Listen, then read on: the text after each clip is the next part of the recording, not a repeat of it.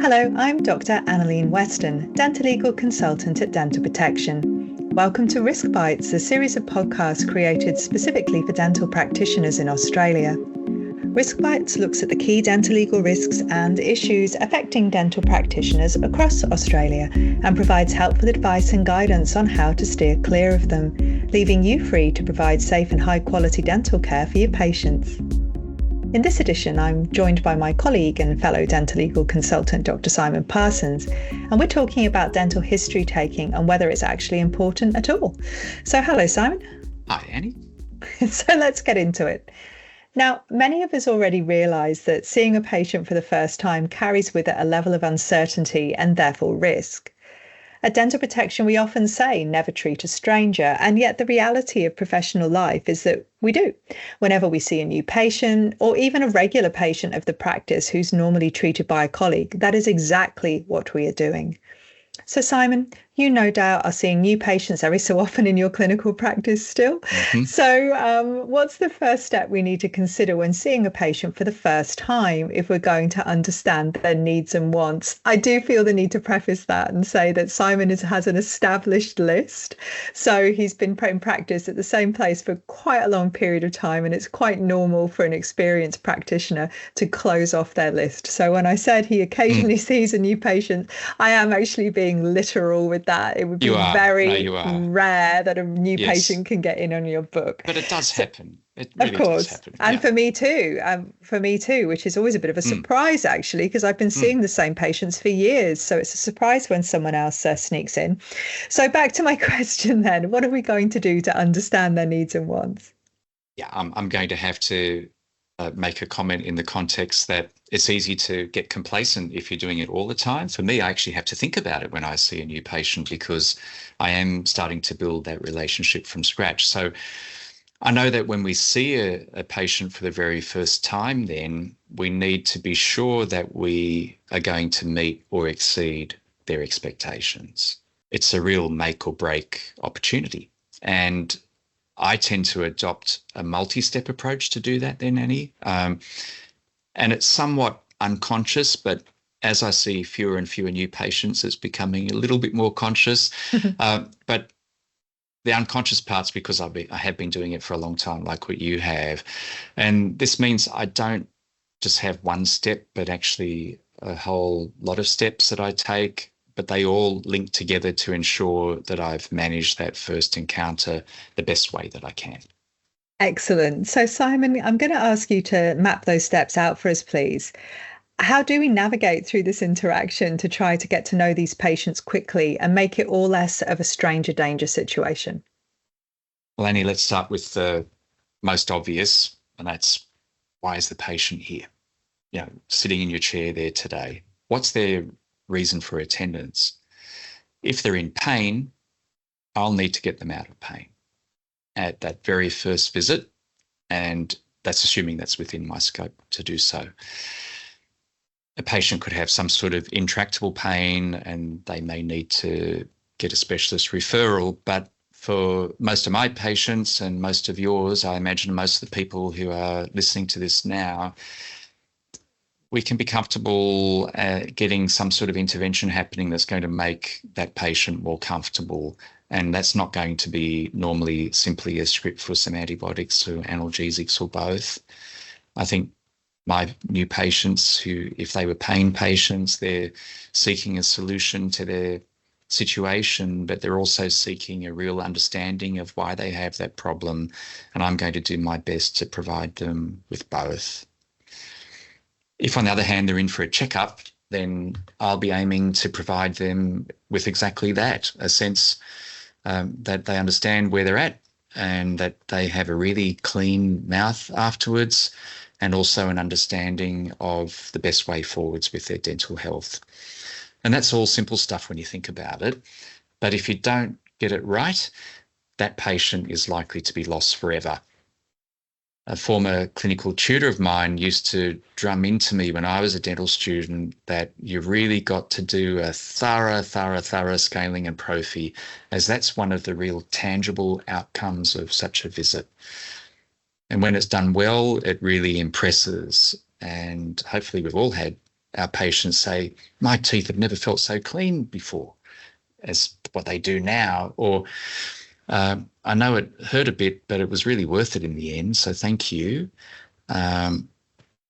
Sometimes they've even said to me things such as, no one's ever cleaned my teeth that well before. Is that something new that you did? And I sort of scratched my head as I'm doing now and sort of saying, no, I just sort of thought I did what I was taught to do at uni. But obviously a lot of people haven't been doing that.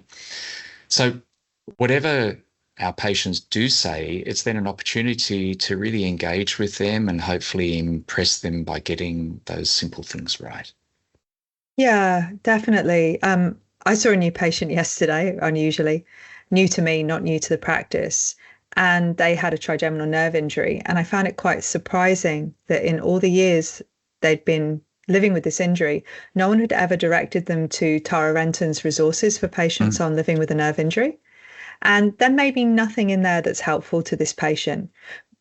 I suspect there will be, but there's this whole wet resource, as you know, for people who are living with trigeminal nerve injuries that she didn't know existed. And her experience from me then was this amazing that you're doing this to help me. It's amazing that you're showing me this new thing. When in reality, I wrote something down on a post-it note.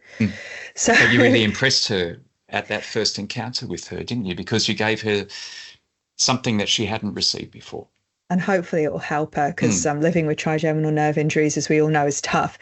So absolutely agree with you. So let's explore now how this is all linked to a dental history. Okay. Well,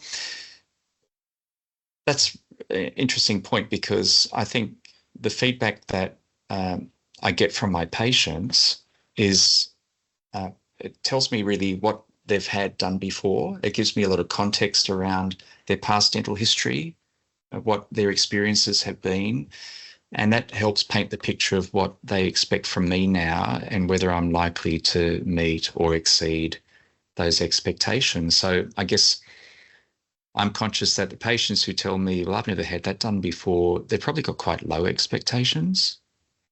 But on the other hand, it could be that they'll say, why did that take so long? Yes. And if they tell me that, then maybe they've got expectations that they don't value thorough treatment, or that they are interpreting what I've done for them as lacking competence, perhaps because it took me longer than what they've experienced before. Not that they often really do know exactly how long something's taken. No. Yeah. No, that's an interesting point. So are you routinely taking a dental history for all your patients? Yes, I am. And I take it for all my new patients, and I update it at their recall visits. I always take that dental history after I've established their chief complaint or their reason for attendance, and after I've worked out what the history of that complaint might be with them, and after I've checked their medical history. So to me, understanding their chief complaint and the history of their complaints and checking their medical history, they're all the sort of holy trinity of history taking, but included in that is their past dental history. It's not an optional extra, it's just part of the overall history taking. Yeah. So again, Simon, I don't disagree with you. I suspect listeners may be thinking, though, is it really that important, and why? Oh, I think it's really important, yes. And that's for many reasons. The first is simply that I want to know who I'm dealing with.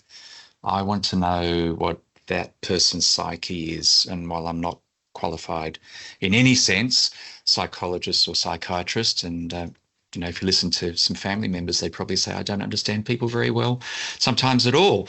But asking questions about what a patient's past dental treatment has been, and their diet and their home care and all the other things around that helps me really understand what I'm up against. And for me, that's then largely a question of context. Where have they come from, and where are they now, and where might I need to take them for the next part of the dental journey, and where are they likely to be willing to go? So I think the dental history is, like all histories, something that's going to help me understand a lot more about the person in my chair and how the current appointment and the future appointments are going to go. So the next question I have no doubt listeners are thinking is, can't you just rely on the patient questionnaire for that? No. And well, I agree. Of course How not. come? Yeah. Well, I think most patients, when they arrive at my practice anyway, it's a group practice, they're in a bit of a hurry. They've, rushed to get the bus or the train. Typically, most of them take public transport, but it might be that they've driven in and, try to find parking, and that's always a nightmare.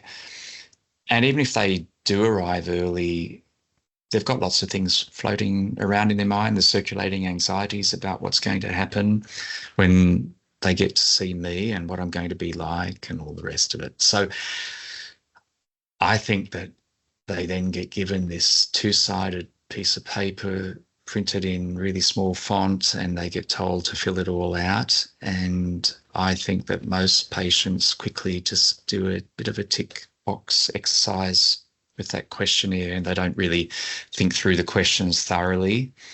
And I know this from a case study sort of as a fact. So it may not really be a fact, but certainly I learned very early in my career that you can't assume that a patient's going to tell you 100% reliable information about their medical history or their dental history for that matter, because it can really bite you if there's something in the medical history that they haven't revealed that, then causes something to go wrong. So it's much, much, much better to ask them face to face. Absolutely. So what exact questions are you asking, Simon? I ask my new patients questions in sort of groups, Annie, and the first group is a set of questions designed to elicit some background information. There's about their whole past experience. So it's going to be things such as, when did you last go to the dentist? What was it for? Did you have any radiographs taken at that visit? How regularly have you been having dental treatment? And have you had a lot of work done over the years? So that's the first group. That's just setting the scene from, in a broad brush sense of what they've had done in the past.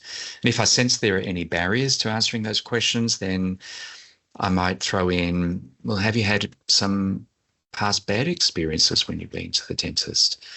And if you have, are you happy to share them with me now so that I can try to ensure it doesn't happen again? Mm. So the words to that effect. And then I go on to the next group of questions, and those are more clinical questions that are trying to elicit more what their current situation is. So they're questions such as, are you aware of any clenching or grinding of your teeth? Does anyone at home comment on it if you don't know? Because it may happen when you're asleep. And do you wear any protective guards at night? Do you play any contact sports? And if you do you routinely wear a mouth guard? And does that mouth guard fit? Are you having any concerns or issues with your teeth that you haven't written down or revealed so far that you just wanted to ask me about? So I'm just trying to get a sense of where that person is currently at and some underlying potential factors that I need to consider. And then depending upon their age, I'll throw in some further questions such as, have you had your wisdom teeth out? Do they give you any trouble? How often do they give you trouble if they do? Did you have any braces or aligners as a teenager or adult? Because that will help me understand why there's some teeth that are missing, or why some may be straight and others are rotated. I'll ask them, what exposure to fluoride have you had when you were growing up? And that's particularly relevant if they've come from a remote or regional area rather than a capital city. And if they're missing teeth, I might ask, how long ago did you lose those teeth? And have the gaps that have been there troubled you at all? So again, I'm trying to get a picture of, okay, I can see what I've got there in the chair, but what it really means may be very different between different individuals. So I guess, Annie, can I just emphasize at this point that I'm really trying to ask these questions in a way that isn't trying to solicit business. I'm just trying to get a sense of who the person is. I'm not trying to sell them something. They're pretty direct questions, and yet I try to use a tone that means I hope my new patient or my existing patient doesn't interpret them as me trying to sell them something or upsell them something in some way. No, that's great. I love the gaps one. I've had so many patients, and you ask them about the gaps, and they've actually got their denture in their pocket. Mm. They don't wear it, No. and they want to take it out to make life easier for you. And Yes. we really need to check that every time. It's Yeah. sweet. I think it's sweet anyway. Yeah. So, what about then if the patient's body language or other non-verbal cues is suggestive that they are suspicious of you? Well, if I pick up on that, I usually explicitly explain the fact by saying something like, John, please don't think I'm trying to sell you something here. I just want to know what sorts of things have impacted your mouth over the years so that I can best manage them with you going forwards. So I guess where I sense a bit of resistance, then I acknowledge the elephant in the room and say, because I know if I don't, it might be hard to move on from there. So most of the time, I think my patients take that at face value. And maybe that's because most of the new patients that I do get are very much word of mouth referrals. They're not typically walk-ins. Sometimes they can be, but very rarely. So those patients actually want to trust me because their friend or family member have recommended them to me. So that's a bridge that I don't have to try to cross too much. No, they come pre-loaded or pre-softened or whatever you want to call it. That's right. So anything else, Simon? Well, I go through their dietary habits, the tea, coffee, juice, wine, sugary snacks, and their oral hygiene habits. I ask them about that. And I just about always ask them, do your gums bleed when you brush or when you floss? Because that allows me to address whether they do either or both. But it puts context around why I'm asking it too. I'm interested to know. I'm interested to know what impact does that have. And often they haven't otherwise volunteered that. It's all pretty basic, but it's important. It helps me risk profile them in some way. It helps to paint a bit of a picture of what I should expect when I then go in and do my clinical exam in detail. It helps me know what I should expect to see. If they never report consuming any tannins, but there's a whole lot of stain on their teeth, for example, then it opens up opportunities for trying to explore other causes because, say, using your amitriptyline example, I've had a patient who was living in a really old, sort of 150-year-old house with really bad piping. And so she was getting lots of stain, and we think it's from minerals in the lead or other pipes that might be there. And so we could have a conversation around filtering water or perhaps actually moving house. So because who knows what is going into that way. And I find most of my patients actually really enjoy those conversations. It brings to life some of the things they've been wondering about. It's really relatable and practical and helpful. And it paints the picture of what advice I'm going to have to give them downstream. So we were taught all this at uni, Annie. I know that, you know that, and yet I'm very conscious that it's easy to lapse out of those habits and see it all as really sort of Mickey Mouse dentistry, and yet it's actually really important. It is. It's interesting, isn't it? We set up routines for how we go about taking histories or doing clinical exams as we get good at it. So it can be tempting, I think, to gloss over some aspects for patients we know well, or when we're tired of asking the same questions all the time. Do you think? Yeah, absolutely. That's why I do have to admit that I do a slightly abbreviated version for my recall visits, because I have my notes from the last visit in front of me and I paraphrase and summarize what they told me, and I ask them, so what's changed, and they'll usually then say, oh, look, I did start to floss straight after my last visit, and you'll see that I started to do it again when I knew this visit was coming up, but I did lapse a bit in between, and we have a bit of a laugh about it, and that's a time to connect as well. And I give them permission to be human, and I tell them, yeah, I know, that's what most people do too. And I think it's really good because it helps them to feel comfortable being honest, and they know that I'm not judging them in a really negative way. If I'm going to help them, I need to know what I need to do to help them. So I can then explore with them if they haven't really been doing proper interdental cleaning. I can say to them, Did you find those pictures hard to use, or whatever it is that they're using? Because I'm not endorsing a brand here.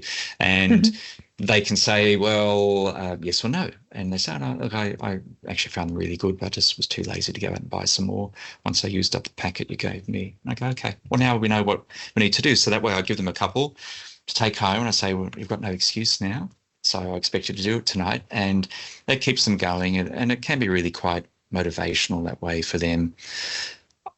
Obviously when I'm in a hurry, I'm running late a little bit with my patients, which can happen from time to time, it's tempting to bypass some of those details. But I really do think the patients appreciate the questions, particularly when they know that you're not trying to have a go at them.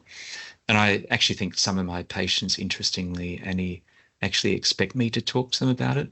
They think that I'm missing out if I don't inquire about those things, that I've glossed over something. So I see that as a really good sign that we've forged a partnership together and trying to go on an oral health journey together to make life better for them. And I don't want to do them a disservice by not asking them about the trivial things.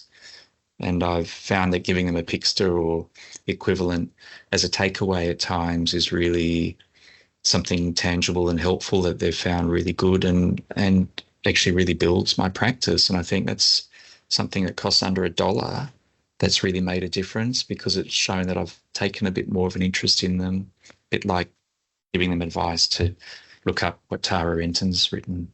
Yeah, I agree. Do you find that sometimes, Simon, it takes too much time, or that your patients can be resistant to revealing the truth even when they're directly asked? Yeah, I do. It can take a couple of minutes, and yet not all patients are going to tell us, even if we spend the time, what's really going on. But I really do feel that giving them permission to engage is important. It helps them understand what my agenda is, that I'm not someone in a white or a blue coat having a go at them. Whether they want to play along then is up to them. But what I find really interesting is the number of patients who say things like, well, ever since you showed me how to do this, or ever since you explained why that wear on the sides of my teeth is from brushing too hard, or why my teeth are sensitive from always having citrus of a morning, that there's been a bit of a quantum shift in their thinking. And I often thought what I told them was pretty trivial, but I've come to the realization over time that, it's taken up some time, but it's made a quantifiable difference for them, and it's been a turning point for the better. So I think I have to be really careful not to underestimate the power of what I say to my patients, and I think that's true for all of us. Some of them really get a lot from the comments we make on the fly. No, absolutely.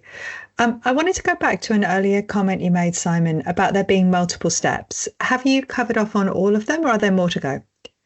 No, I haven't quite covered off on them. So you're right, there are more to go. It's pretty well accepted that most people in an encounter tend to recall the first and last aspects of a point of contact that they're having, and they tend to compress what's happened in the middle of that particular visit, for instance. So I know that my history taking is near the start of the visit, and so that tends to be quite memorable. And I try to bookend the visit by going over what we've discussed at the end of the appointment too. For me, that helps set the agenda for when the patient's next visit should be, when I do the wrap up. So for example, I might say, now, Jenny, you used to come to the dentist every year, but given what we've encountered today, do you still want to keep that happening, or would you rather come back in 6 months' time? So it makes the connections between when I need to see them next and what I've found in their mouth that day. I'm trying to reinforce some positives, though, as this visit will become part of their dental history in a moment, and ideally there's something good for them to take away from the visit, even where there could have also been some bad news. Let's face it, no one likes hearing bad news. It's when I might issue them with those further brushes or toothpaste, or some reading pamphlets, whatever, to take home. I guess I call that closing out the deal in a way. It gives them that something small and tangible, physical, something to remind them of their dental visit and remind them of what needs to change with their behaviour. So, yeah, I think we've got to try to give people memorable starts and ends to their appointments. No, it's a really good point. What about when you're seeing patients of a colleague, Simon? Is there anything that you want to say about that? Absolutely, because some of my colleagues write beautiful records, far better records than what I do, if I was to confess.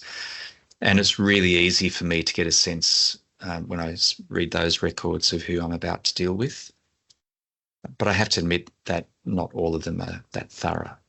And that doesn't surprise me. You know, in this job, I look at other people's records each day, and it's common for there to either be no dental history at all, or it's very scant and superficial at best. Mind you, often I find the medical history is well out of date too. And I guess it's symptomatic of the routines we've each adopted with time and familiarity, whether they're healthy routines or not. So it depends. When I'm seeing a colleague's patients, I will always check the medical history though for that patient, because I'm going to assume that either something could have changed since they've just been in, or that maybe something has been overlooked because I don't know. It's really indefensible to rely on someone else's history, in my view. And at the same time, though, in order to not annoy these shared patients, I find I tend to tell them two things. The first is that I tend to work much the same as my colleague. So if that was you, Annie, I'd say, you know, John, I tend to work the same as what Dr. Annie would do. So, and that's to help them understand that I'm not going to ask them anything too odd or do anything terribly different to before. But, you know, because they're often worried that there could be some surprises along the way. So I might say something like, well, Annie wrote last time that you blah, blah, blah, blah, blah. Is that still the case? Or are you now doing something else? And that way I can give credit to my colleague for actually taking that history last time and recording it and building on that. But sometimes the second part is I also have to say something else. I might say something like, well, John, as I don't know exactly what Annie discussed with you last time, I'm going to ask you some questions again. So forgive me if you have covered that before, but I just want to hear it myself. And if we find that we don't need them, I can skip through them after that. So I guess I like to set the scene and at the same time reinforce with those patients that we're not sort of machines, and that I'll vary it as the dialogue takes us, so we don't have to go over all the ground again. Yeah. Yeah. Thanks for helping us go over that aspect of our professional routines and check if we're doing it well, Simon. That's really, really helpful. Do you have any final comments about dental histories in general? Well, just that we shouldn't overthink it, Annie. We need to make it part of a conversation. So don't label it and say, now, I want to go over your dental history with you, because that sort of makes it a bit stuffy and formal. I like to weave it into the narrative, I guess. So I think we need to keep it casual but thorough and link it to whatever we've started to talk about at the beginning of the visit. And if you do that, it's more likely that your patient will reveal what you want to know as part of a seamless conversation, rather than seeing it as an inquisition or a task that they could fail. I find for my recalls, I start off the visit after making the usual small talk along the lines of, Bob, well, what are we going to be doing today? Is it just going to be a checkup and clean, or is there something else that you need fixed urgently? Do you have any concerns or issues that you want me to look at today? And then Bob will tell me what exactly we're here for, because sometimes what they're booked in for has changed. And then I quickly move on to my next lot of questions again, and that will be along the lines of, well, and how did you go with using those small pixters after your last visit? And are your gums bleeding as much as before? You're still having those couple of wines, are you, over dinner, and your 3 coffees, and there's a block of dark chocolate at the end of dinner? And so we start to really sort of delve into those quick details again. And by doing that, even though that in that case that's a recall patient, I'm just confirming, number one, that it's true what they told me last time? Because sometimes they will change it. And they say, oh, look, I know I told you that last time, but it's not really true. I actually hardly ever do that, if I'm going to be honest. And to me, that's part of them really becoming more honest with me and open. I've talked before, Annie, about not being seen to be judgmental.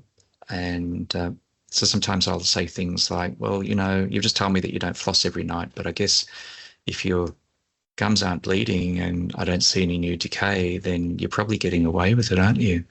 So that might just be enough then, what you're doing. So, I want you to be doing enough, and we'll find out in a moment, won't we? And so I think we can have a little bit of fun around that, but do it in a way that ultimately we're just seen as trying to help our patients. And if we get that message across, it means that the conversation isn't too difficult for them. And often that means it won't take too long. And it's not going to take too long to document it afterwards either. But for any new patients, I think I often will start off the dental history by saying something like, Craig, I'm interested in finding out about how you care for your teeth at home and what you've had done in the past. So tell me a bit about whatever. And I find that approach is a little bit more collaborative than the more direct question that I could have asked, which was something like, well, when last, Craig, did you go and see a dentist? And I know I said that sometimes I will ask those questions, but and I've got to read the room and see what is the best way of phrasing it. And I think I just weave it into the conversation as best I can. So I guess what I'm saying there, Annie, is that you've got to be flexible. You've got to just work it out. And ultimately, your job is to elicit helpful information, because that information is really going to assist you in the care of your patient. So, ultimately it's going to be more of a case of working out where you go in that conversation. Just keep refining that skill that you have of talking to people. It's a really simple skill, but it can really add a whole lot of value to your patient's dental experience. Yeah, it certainly can. Thanks, Simon. And thank you all for listening. And we do hope this podcast was helpful to you, and we look forward to sharing more guidance with you in the future. If you like Dental Protection podcasts and you'd like to hear more, please subscribe and leave a review.